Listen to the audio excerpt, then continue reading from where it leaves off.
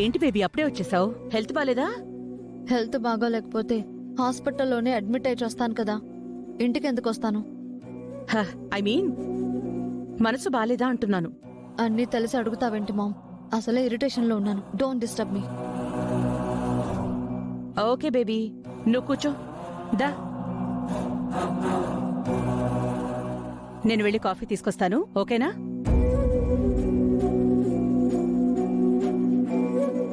ఎంతెంత దూరాన్ని నువ్వు నేను మోస్తూ ఉన్నా అసలెంత అలుపే రాదు.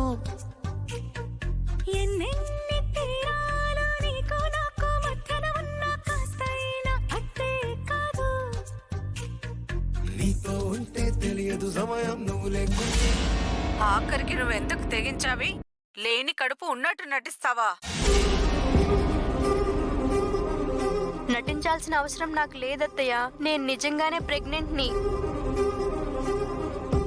నోర్ముయ్, నీ నంగ నచ్చిన నాటకాలు నా దగ్గర కాదు. నువ్వు చెప్పే అబద్ధాలు నా కొడుకు నమ్ముతాడేమో, నేను నమ్మనే. మా ఆస్తి మీద కన్నేసి నా కొడుకుని వలలో వేసుకొని పెళ్లి చేసుకున్నావు. ఆస్తంతా పుట్టబోయే బిడ్డకు చెందుతుందని మా ఆయన ఆరోగ్యం బాలేనప్పుడు నెల తప్పాను అని, కడుపు వచ్చిందని నాటకాలు ఆడుతున్నావే. నేను ప్రెగ్నెంట్ అని లేడీ డాక్టర్ కన్ఫర్మ్ చేసింది కదా అత్తయ్య.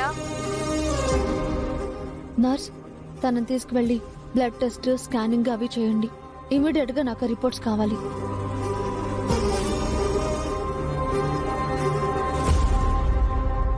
డబ్బులు పడేస్తే అలాంటి దొంగ సాక్ష్యాలు 100 పుట్టించొచ్చు.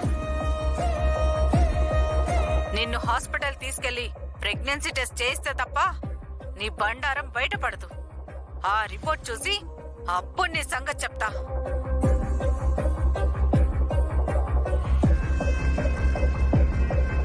బేబీ, ఇదిగో కాఫీ తీసుకో. అదితి,